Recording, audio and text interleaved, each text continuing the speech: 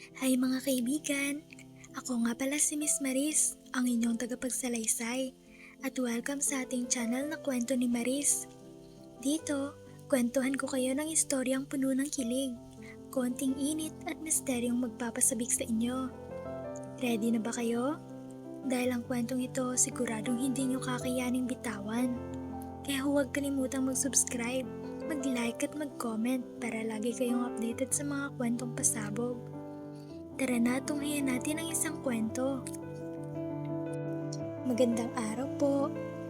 Itago niyo na lang po ako sa pangalang Lito. Isa po akong mason at kilala sa kumpanyang pinapalakad ng magkakapatid. Ngunit hindi ako empleyado ng kumpanya. Ako po ay nire-refer lang sa mga nangangailangan ng aking serbisyo. Dahil dito, parang ang kumpanya na rin po ang aking middleman sa paghahanap ng trabaho. Sa ngayon, ina-assign po ako sa mga bahay nila. Karamihan ay medyo matagal na rin at kailangan ng kaunting renovation. Matagal na po akong nagtatrabaho bilang mason at kahit 57 gulang na ako, malakas pa rin ang katawan ko para sa mga gawain ito. Arawan po ang aking sahod kaya kahit weekends nagtatrabaho po ako kung kinakailangan. Basta may tubig at pagkain, wala pong problema. Lahat ng trabaho ay ginagawa ko, mula sa pag-flooring, pintura, welding, poste at bakod. Nasasanay na po ako at bihasa sa lahat ng ito. Matagal na rin akong balo at ang mga anak ko ay may kanya-kanyang pamilya na. Katatapos ko lang magtayo ng isang bahay ng isa sa magkakapatid, kaya inihatid po ako sa bago kong amo. Mang Lito, pagkatapos mo dyan ihahatid ka namin kay Vivian, isang kapatid namin. Hindi mo pa siya nakikilala pero nandito lang din siya sa village. May ipapagawa daw siya sa'yo, sabi sa akin ni boss. Inihatid po ako sa bahay ng bago kong amo at tinignan ko ang paligid. Isang bonggang-bonggalo at maluwag ang espasyo. Nag-doorbell kami at ang nagbukas ay mukhang anak ng madam ko. Tuloy po kayo, sabi ng nagbukas ng pinto. Vivian, ito si Mang Lito. Iiwan na namin siya sa'yo. Ikaw na bahala ha, mauna na kami, sabi naman ng boss ko. Okay kuya, sabi naman ni Vivian.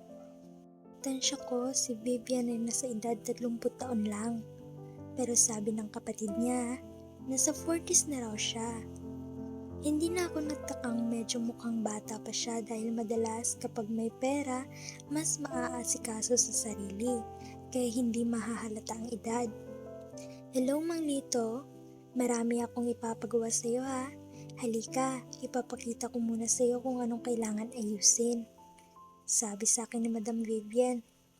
Simple lang si Vivian, katamtaman ng taas at maputi. Sa unang tingin ko ay konserbatibo at prangka siya magsalita. Inilibot po ako ni Madam sa bahay niya. Unahin mo muna yung drainage namin, nahihirapan kasing mag-flush. Tapos ayusin mo na yung bubong namin kasi mukhang may tagas.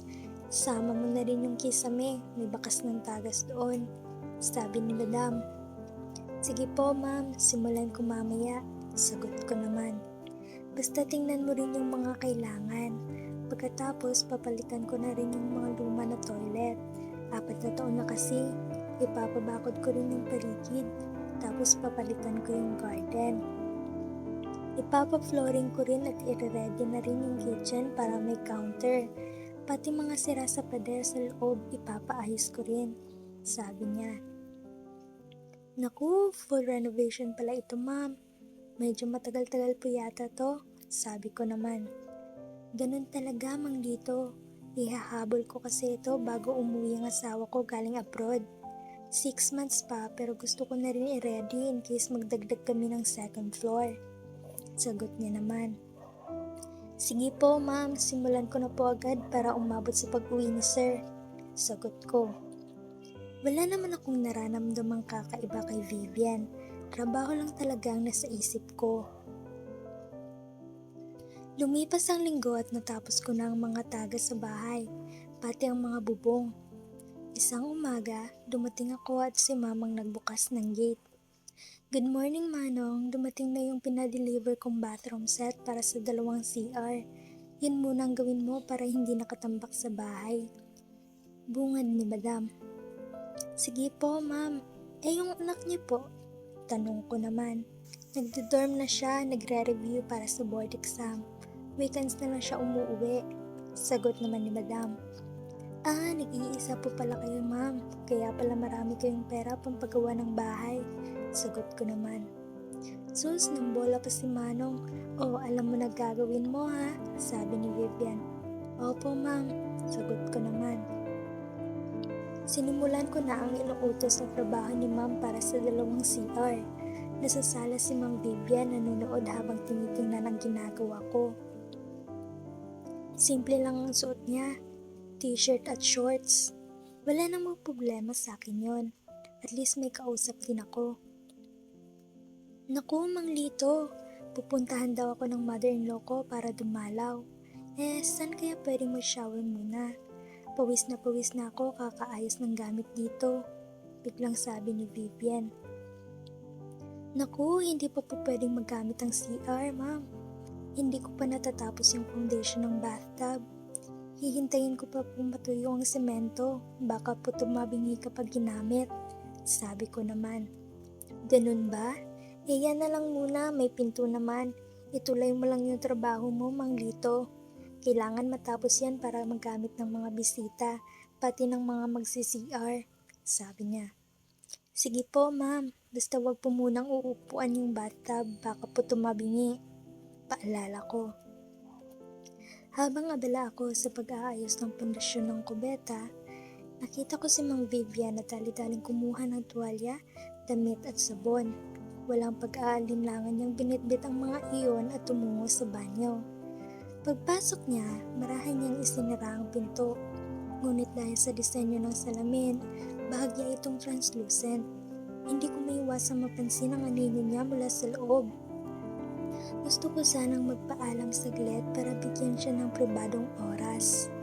Pero hindi ko magawa dahil kailangan pormahan ko ng maayos ang semento. Kailangan itong maging perpekto at hindi tumabingi. Naiintindihan naman ni mamang sitwasyon, kaya kahit alam niyang naroon ako, nagpatuloy siya sa kanyang pagliko. Habang ginagawa kong kubeta, napadako ang tingin ko sa direksyon ng banyo. Mula sa manipis na salamin, anino ng kanyang hubog ang tumambad sa akin. Isang mahaba at makinis na katawan na parang nililok ng panahon. Ang bawat galaw niya mula sa pagtanggal ng kanyang suot hanggang sa pagbuhos ng tubig ay tila mabagal at sinasadya na parang nagbigay ng kakaibang init sa paligid. Sa puntong iyon, sinubukan kong ibaling ang atensyon ko pabalik sa trabaho. Pero parang may kung anong humihila sa akin para tumingin ulit. Ang malasot lang hugis ng katawan niya ay aninag sa salamin. Ang kurba ng kanyang balakang at ang liit ng kanyang baywang at ang kinis ng kanyang balat.